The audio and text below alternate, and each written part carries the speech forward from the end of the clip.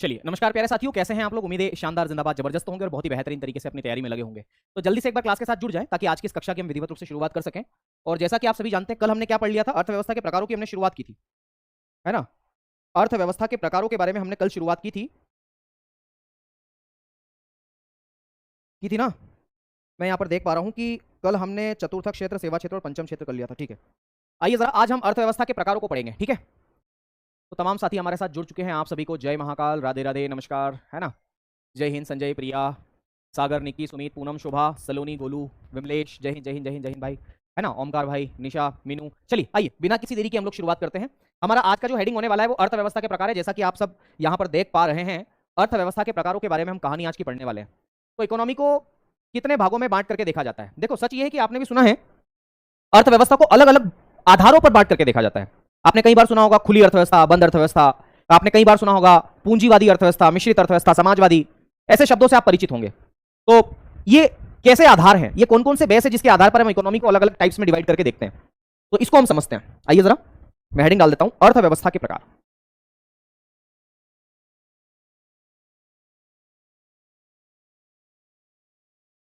अर्थव्यवस्था के प्रकार, अर्थव्यवस्था के प्रकार। ओके, टाइप्स ऑफ इकोनॉमी के नाम से आप इसे जानते हैं। Types of economy. तो इकोनॉमी के कितने टाइप्स हैं, इसके बारे में हम थोड़ा सा यहां पर देखने की कोशिश करेंगे। ये आपकी एग्जाम के लिहाज से इसलिए भी जरूरी है क्योंकि यहां से सवाल आपकी परीक्षा के इर्द गिर्द पूछे जा सकते हैं। अब देखिएगा, अलग अलग आधारों पर हम इकोनॉमी को अलग अलग प्रकार से डिफाइन कर सकते हैं। अब वो कौन कौन से आधार हैं वो जरा देखिएगा। तो मैं लिखता हूं, अलग अलग आधारों पर अर्थव्यवस्था के अलग अलग प्रकार होते हैं। अलग अलग आधारों पर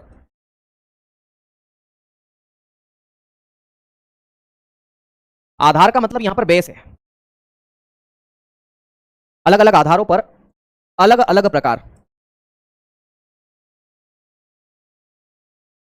अलग अलग आधारों पर अलग अलग प्रकार इसके देखने को आपको मिलेंगे।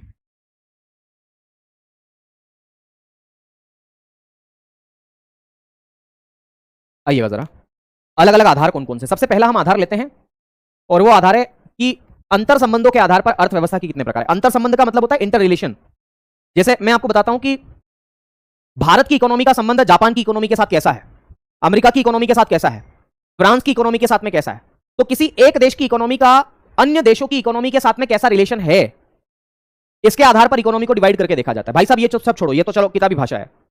किसी एक व्यक्ति का संबंध किसी दूसरे व्यक्ति के साथ कैसा है, इसके आधार पर हम देख लेते हैं। मैं दो एग्जांपल लेकर के आपको बताना चाहूंगा, शायद इससे और ज्यादा स्पष्टता हो सके। आपने बॉयज हॉस्टल का नाम सुना होगा, एक तरफ गर्ल्स हॉस्टल है, एक तरफ बॉयज हॉस्टल है। बॉयज हॉस्टल और गर्ल्स हॉस्टल में, मतलब केवल समझाने के दृष्टिकोण से बता रहा हूं, पता नहीं क्या चीजें हैं वहां पे। दोनों हॉस्टल में एक दूसरे की विपरीत स्थितियां होती है।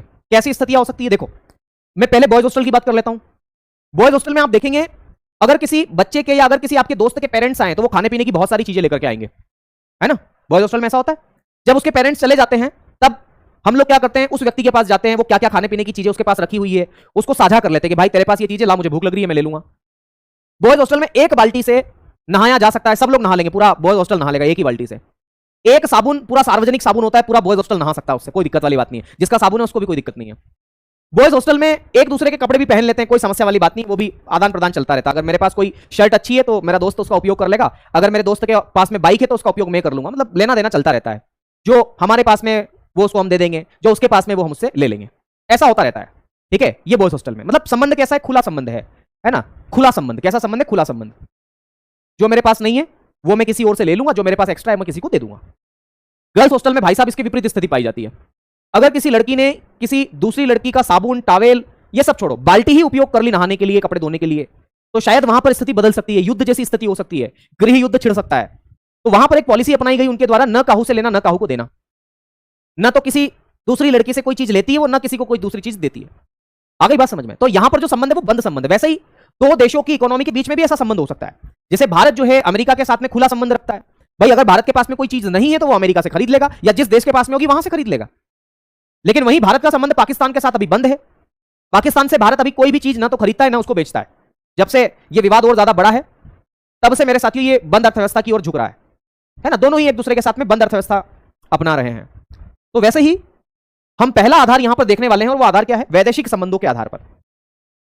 क्या है वो? वैदेशिक संबंधों के आधार पर या अंतर संबंधों के आधार पर, अंतर संबंधों के आधार पर, या लिखे वैदेशिक संबंधों के आधार पर, on the basis of foreign relation, वैदेशिक संबंधों के आधार पर, क्या लिखेंगे? वैदेशिक संबंधों के आधार पर, वैदेशिक संबंधों के आधार पर, वैदेशिक संबंधों के आधार पर, on the basis of foreign relation.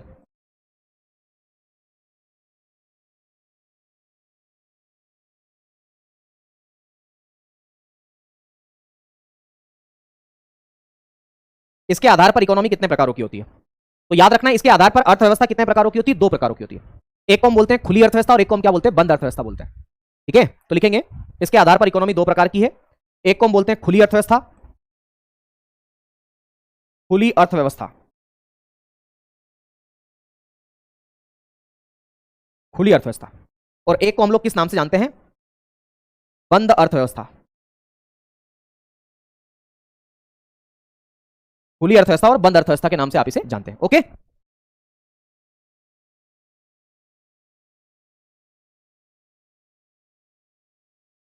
मेरे दोस्त इकोनॉमी कितने प्रकार की है? 2 प्रकार की। एक को बोलते हैं ओपन इकोनॉमी और दूसरे को हम लोग क्या बोलते हैं? क्लोज्ड इकोनॉमी के नाम से जानते हैं। तो खुली अर्थव्यवस्था, इसको हम लोग किस नाम से जानते हैं अंग्रेजी में? ओपन इकोनॉमी के नाम से जानते हैं। क्या बोलते हैं इसे? ओपन इकोनॉमी के नाम से आप इसे जानते हैं, ओपन इकोनॉमी। और बंद अर्थव्यवस्था को हम लोग किस नाम से जानते हैं? क्लोज्ड इकोनॉमी, क्लोज्ड इकोनॉमी के नाम से आप इसे जानते हैं। आगे बात समझ में? ये 2 प्रकार की अर्थव्यवस्था, खुली और बंद, है ना? सुनो अब आगे क्या होता है। खुली अर्थव्यवस्था में क्या होता है? तो खुली अर्थव्यवस्था में कोई भी एक देश अन्य देशों के साथ में लेना देना करता रहता है। लेना देना का मतलब वो यहां पर होता है आयात निर्यात। तो लिखेंगे इसमें, इसमें आयात निर्यात, आयात का मतलब क्या होता है? इंपोर्ट। इसमें आयात एवं निर्यात, ओपन में लिख रहा हूं ना? हाँ ठीक है। इसमें आयात एवं निर्यात, और निर्यात का मतलब क्या होता है? निर्यात का मतलब होता है एक्सपोर्ट। इसमें आयात एवं निर्यात दोनों को स्वीकार किया जाता है, दोनों को एक्सेप्ट किया जाता है। इसमें आयात एवं निर्यात दोनों को एक्सेप्ट किया जाता है। ओके, तो खुली अर्थव्यवस्था में आयात निर्यात दोनों को एक्सेप्ट किया जाता है। इसका मतलब है अगर किसी देश के पास में कोई संसाधन नहीं है तो वह दूसरे देश से, मेरे साथियों, संसाधन ले सकता है। अगर इसके पास में ज्यादा है तो वह दूसरे को बेच सकता है। तो लेना देना अगर चलता रहे किसी देश की इकोनॉमी में, तो उस देश की इकोनॉमी को हम किस नाम से जानते हैं? ओपन इकोनॉमी के नाम से जानते हैं। और वर्तमान में जितने भी देश हैं वो सारे के सारे ओपन इकोनॉमी को फॉलो करते हैं। आगे बात समझ में? तो ये एक कंट्री है और ये कोई दूसरी कंट्री है, अगर लेना देना चल रहा है या अन्य कंट्री है तो इसे ओपन इकोनॉमी के नाम से जानते हैं। ठीक है, चलो बंद अर्थव्यवस्था में क्या होता है? तो बंद अर्थव्यवस्था जस्ट इसका उल्टा है। ये गर्ल्स हॉस्टल है बंद अर्थव्यवस्था, न काहू से लेना न काहू को देना। तो इसमें लिखेंगे इसमें आयात निर्यात, यहां पर मैं लिख चुका हूं इंपोर्ट एक्सपोर्ट। इसमें आयात निर्यात दोनों पर रोक होती है या दोनों प्रतिबंध होते हैं, दोनों बैन होते हैं। इसमें आयात निर्यात दोनों पर रोक या प्रतिबंध,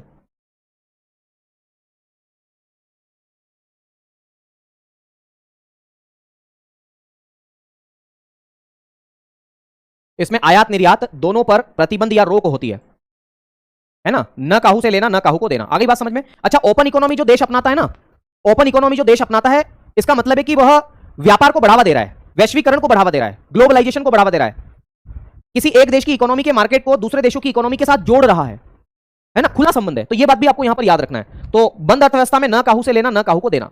अगर यहां पर भी आप एक मैप से समझें इसको, तो आप ऐसा समझ सकते हैं कि न तो कोई चीज यहां पर आ सकती है, न ही कोई चीज एक देश से बाहर जा सकती। तो इस देश की इकोनॉमी को हम लोग क्या बोलते हैं? बंद अर्थव्यवस्था। ठीक है, साउथ कोरिया इसका एग्जांपल हो सकता है बंद का, लेकिन खुली अर्थव्यवस्था का सारे ही है। वर्तमान में तो साउथ कोरिया भी इसका एग्जांपल नहीं है, पर मुझे पता है कि आप मुझसे पूछोगे तो मैंने आपको पहले ही बता दिया। ठीक है, चलिए आगे बढ़े मेरे दोस्त।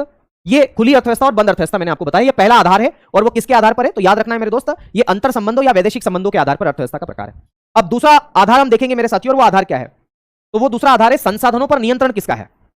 तो किसी देश में संसाधन होते हैं, तो किसी देश के संसाधनों पर नियंत्रण किसका है? तो संसाधनों पर नियंत्रण के आधार पर, संसाधनों पर नियंत्रण, संसाधनों पर नियंत्रण के आधार पर या स्वामित्व के आधार पर, जो भी आप लिखें,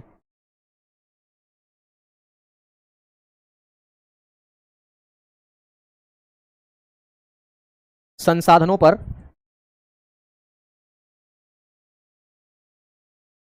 नियंत्रण के आधार पर,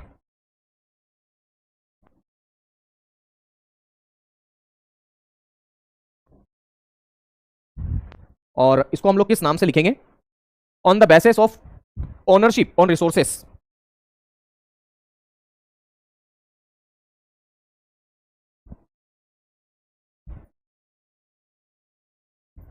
ऑन द बेसिस ऑफ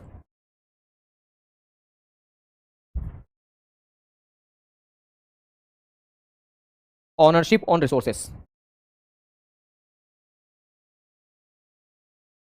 ठीक है, संसाधनों पर नियंत्रण किसका है? इसके आधार पर भी इकोनॉमी के अलग अलग प्रकार है। देखो, मैं आपको बताना चाहता हूं कि अगर संसाधनों पर नियंत्रण सरकार का है, अगर किसी देश के संसाधनों पर नियंत्रण किसका है? सरकार का है। वहां की जमीन पर सरकार का कंट्रोल है, वहां पर जितना भी रिसोर्सेस है, जनता वगैरह वगैरह, तो अगर सरकार का नियंत्रण है तो उस देश की इकोनॉमी को हम बोलते हैं समाजवादी अर्थव्यवस्था, है ना? देखो, मैं आपको यह कहना चाह रहा हूं बेटा कि अगर किसी देश के अंदर कंट्रोल, मेरे साथियों, किसका है? अगर किसी देश के अंदर संसाधनों पर कंट्रोल किसका है? सरकार का है। तो उस देश की इकोनॉमी को हम किस नाम से जानते हैं? तो उस देश की इकोनॉमी को हम बोलते हैं समाजवादी अर्थव्यवस्था। क्या बोलते हैं? समाजवादी अर्थव्यवस्था। और समाजवादी को अंग्रेजी में सोशलिस्टिक इकोनॉमी के नाम से जानते हैं। ठीक है।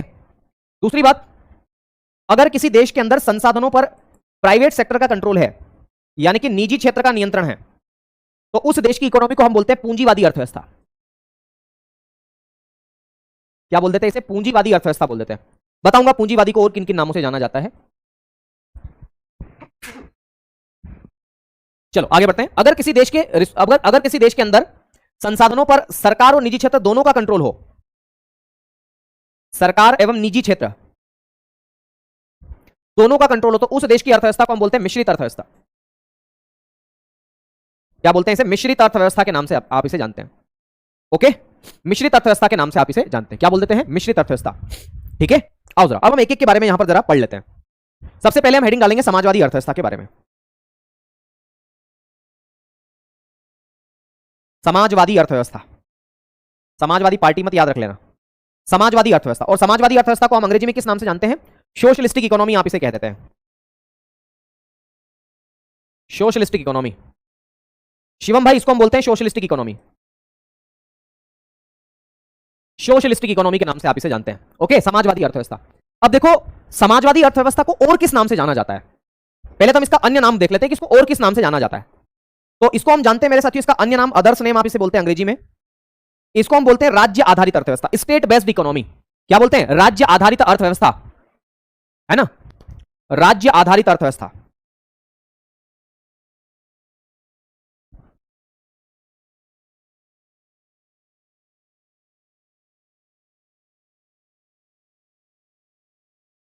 बताओ भाई, इसको हम किस नाम से जानते हैं? तो इसको बोलते हैं राज्य आधारित अर्थव्यवस्था, स्टेट बेस्ड इकोनॉमी, राज्य आधारित अर्थव्यवस्था। अरे, राज्य आधारित अर्थव्यवस्था आप इसे कह देते हैं। इसको अंग्रेजी में बोल देते हैं स्टेट बेस्ड इकोनॉमी। क्या बोल देते हैं? स्टेट बेस्ड इकोनॉमी के नाम से आप इसे जानते हैं। State based economy, state based economy, economy. अच्छा, दूसरी बात, इस समाजवादी अर्थव्यवस्था के फादर कौन है? पिता कौन है? या इसके जनक कौन है? जनक का मतलब भी पिता ही होता है, तो इसके फादर कौन है? तो समाजवादी अर्थव्यवस्था के जनक कौन है? इसके फादर कौन है? तो समाजवादी अर्थव्यवस्था के जनक या पिता की अगर हम बात करें तो उनका नाम है कार्ल मार्क्स। क्या नाम है मेरे दोस्त? कार्ल मार्क्स इनका नाम है।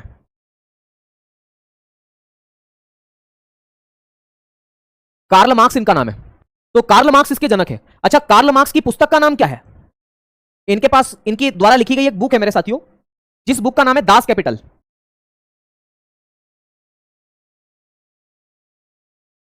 Das Kapital. पूछा जा सकता है कि दास कैपिटल किसकी किताब है? दास कैपिटल किसकी किताब है? तो याद रखना है, कार्ल मार्क्स की किताब है। किसकी किताब? कार्ल मार्क्स की। अच्छा, दूसरी बात आपको मैं यहां पर बताना चाहूंगा, इसी दास कैपिटल को समाजवाद की बाइबल कहा जाता है। इसी दास कैपिटल को क्या कहा जाता है? तो समाजवाद की बाइबल। बाइबल विश्व में सबसे ज्यादा बिकने वाली किताब है। समाजवाद की बाइबल किसे कहते हैं? दास कैपिटल को कहते हैं। ये दास कैपिटल किसके द्वारा लिखी गई है? तो याद रखना है, कार्ल मार्क्स के द्वारा लिखी गई है। किसके द्वारा? कार्ल मार्क्स के द्वारा लिखी गई है। कोई दिक्कत नहीं होना चाहिए, नहीं होना चाहिए।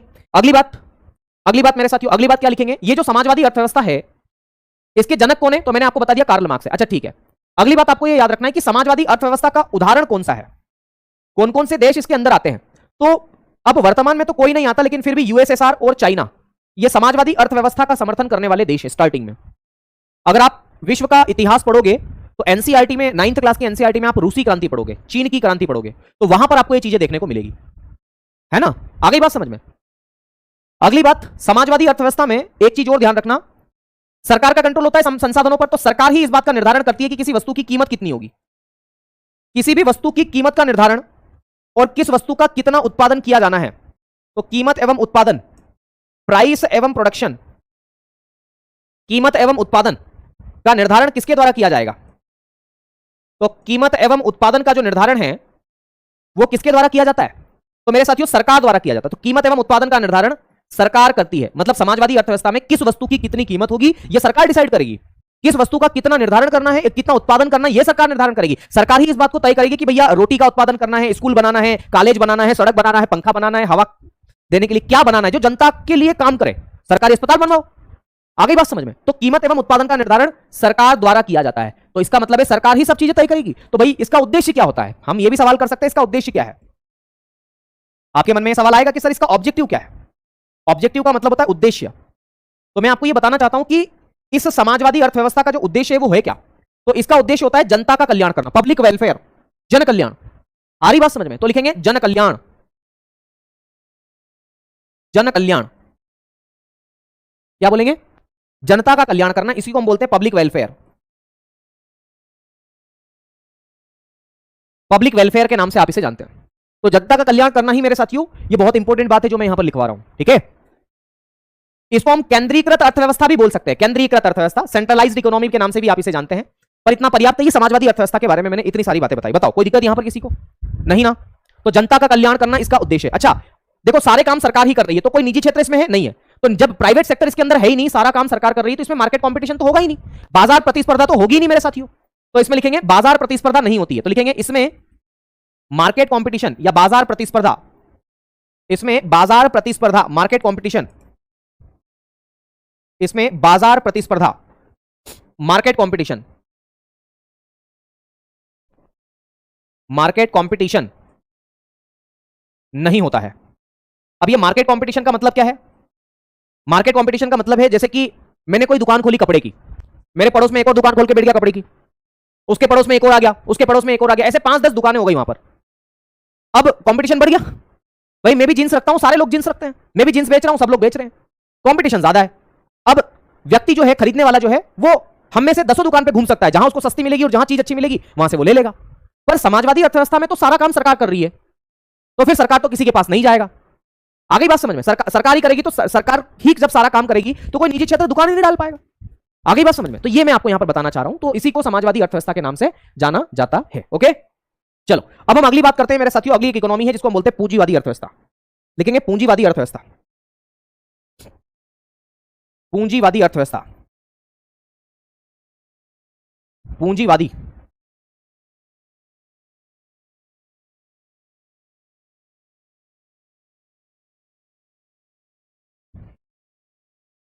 पूंजीवादी अर्थव्यवस्था।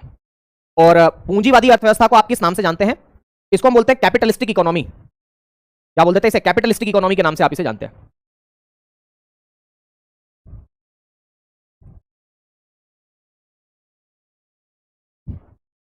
पूंजीवादी अर्थव्यवस्था या इसी को कैपिटलिस्टिक इकोनॉमी के नाम से आप इसे जानते हैं। अब देखो जरा पूंजीवादी अर्थव्यवस्था के बारे में हम जानकारी लेते हैं। सबसे पहली बात तो यही हमें देखना पड़ेगा कि पूंजीवादी अर्थव्यवस्था के जनक कौन है, फादर कौन है। फाउंडेशन बेस से पढ़ लिया है तो फिर यहां पढ़ने की जरूरत नहीं है ना। इसके जनक कौन है, इसके फादर कौन है। पूंजीवादी अर्थव्यवस्था के जनक है मेरे साथियों जो जो जो अर्थशास्त्र के जनक है। मुझे बताओ who is the father of economics, बताओ बताओ बताओ फादर ऑफ इकोनॉमिक्स कौन है। एडम स्मिथ है ना। एडम स्मिथ को अर्थशास्त्र का पिता कहा जाता है, तो वही पूंजीवादी अर्थव्यवस्था के भी जनक है। तो लिखेंगे एडम स्मिथ। एडम स्मिथ ही अर्थशास्त्र के पिता है। Adam Smith he father of modern economics भी, आधुनिक अर्थशास्त्र के पिता भी इन्हीं को कहा जाता है।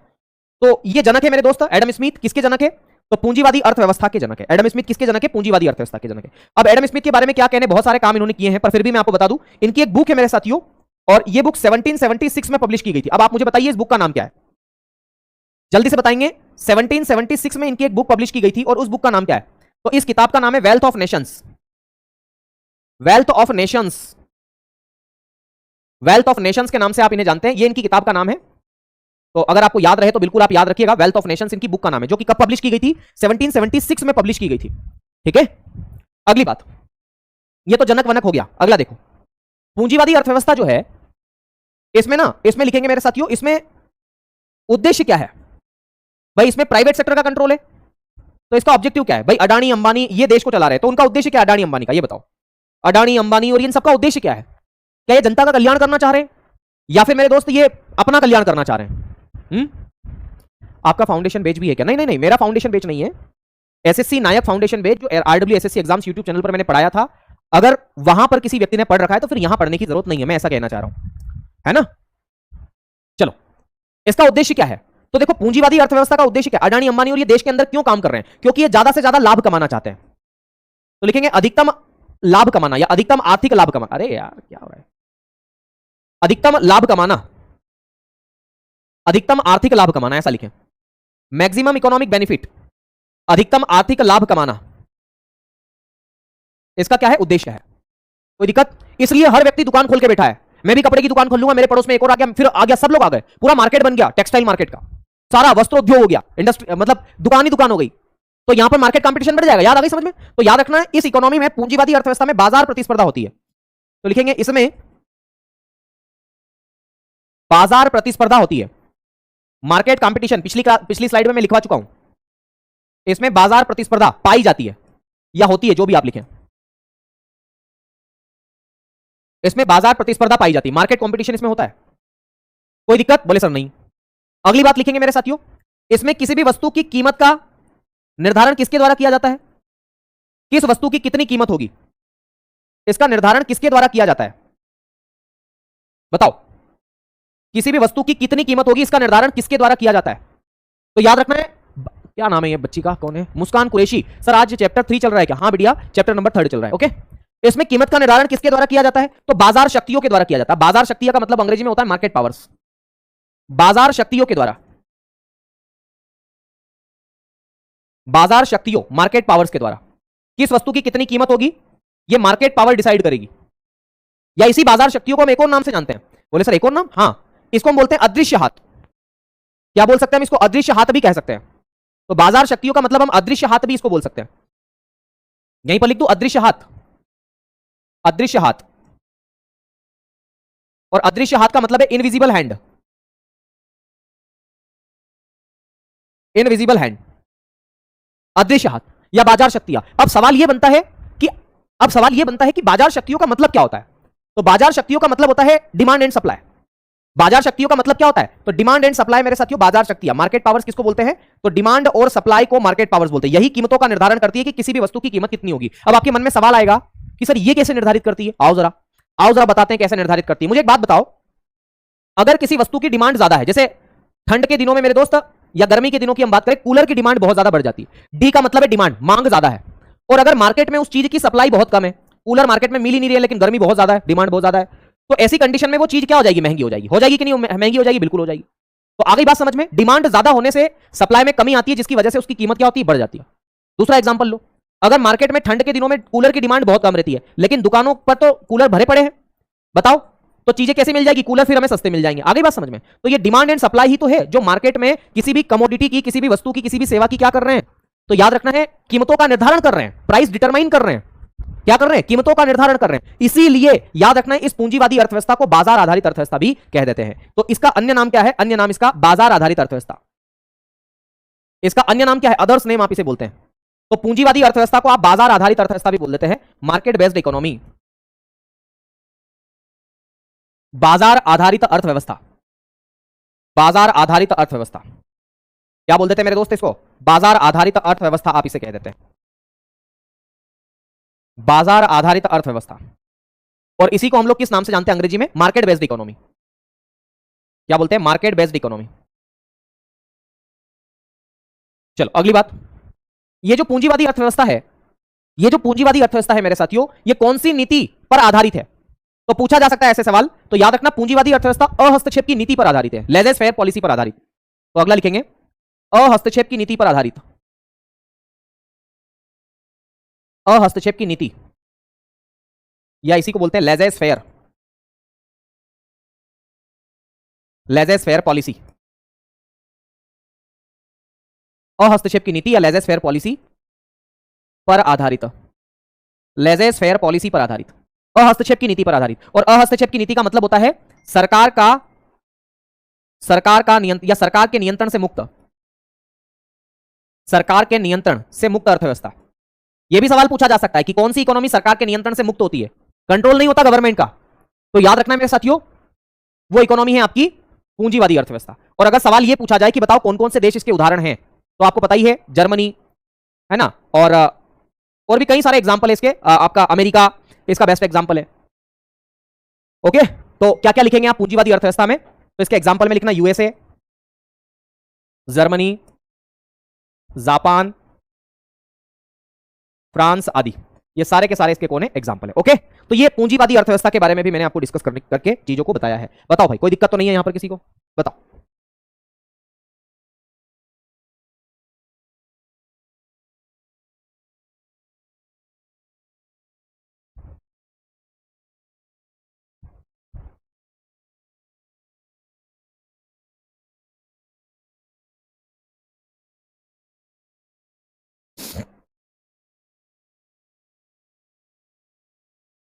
ठीक है ना,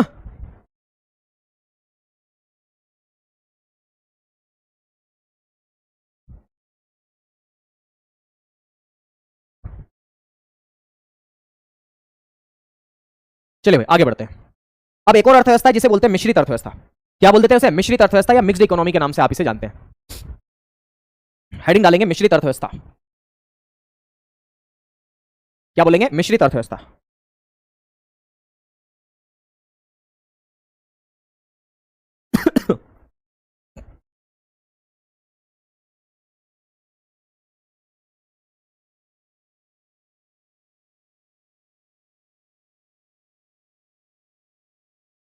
मिश्रित अर्थव्यवस्था या इसी को हम लोग किस नाम से जानते हैं,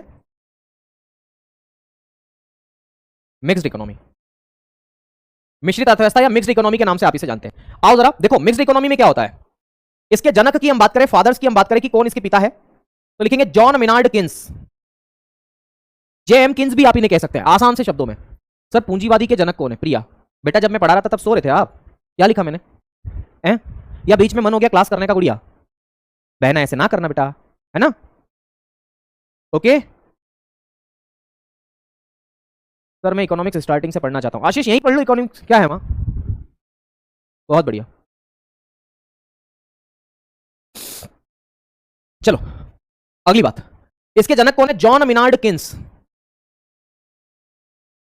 John Maynard Keynes, John Maynard Keynes जो है वो मिश्रित अर्थव्यवस्था के जनक है, पहली बात।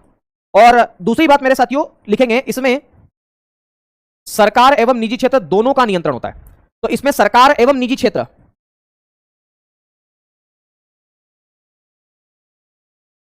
दोनों का नियंत्रण होता है।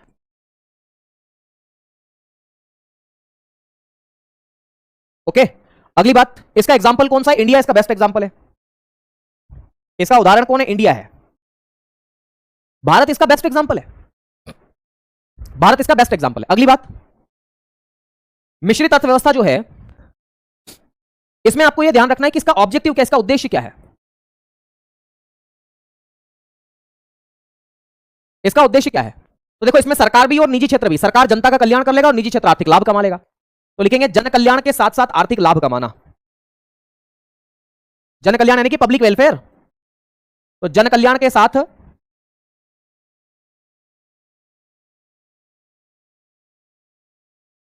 आर्थिक लाभ कमाना इसका उद्देश्य भी।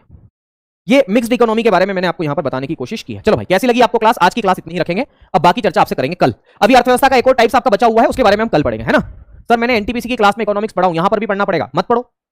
देखो हर एक एग्जाम की प्रकृति अलग अलग होती है, कॉन्सेप्ट वही रहेगा, क्वेश्चंस लगा लेना अगर आप पढ़ना नहीं चाहते हैं तो, है ना, टाइम वेस्ट नहीं करना चाह रहे हैं, या आपको लग रहा है कि ये हम पढ़ चुके हैं, कॉन्सेप्ट में याद है, या तो रिवीजन कर लो, या फिर मेरे दोस्त आप एक और काम कर सकते हो कि वहां पर ज्यादा से ज्यादा क्वेश्चंस लगा सकते हो, उससे आप लोगों को थोड़ा पता चल जाएगा किस तरीके से सवाल आपके एग्जाम में बन रहे हैं। ओके, तो ये भी आप इसमें कर सकते हो, कोई दिक्कत वाली बात नहीं है, इसे आसान है, चीजों को समझ जाओगे तो आसानी से कोई भी चीज आपको समझ में आ जाएगी, है ना। चलो बताओ भाई कोई दिक्कत यहां तक किसी को नहीं होनी चाहिए ना। अब हम आपसे कल मुलाकात करेंगे, कल शाम को। सर विनायक बैच से पढ़ाई कर लें, कर लो सर। आज क्वेश्चंस नहीं लाए। हाँ यार, आज थोड़ा सा तबीयत ठीक नहीं है ना। बाकी ले आएंगे क्वेश्चंस, है ना, क्वेश्चंस भी ले आएंगे, चिंता मत करो। ओके ओके, नमस्ते नमस्ते नमस्ते। चलिए, शुक्रिया, धन्यवाद, जय महाकाल।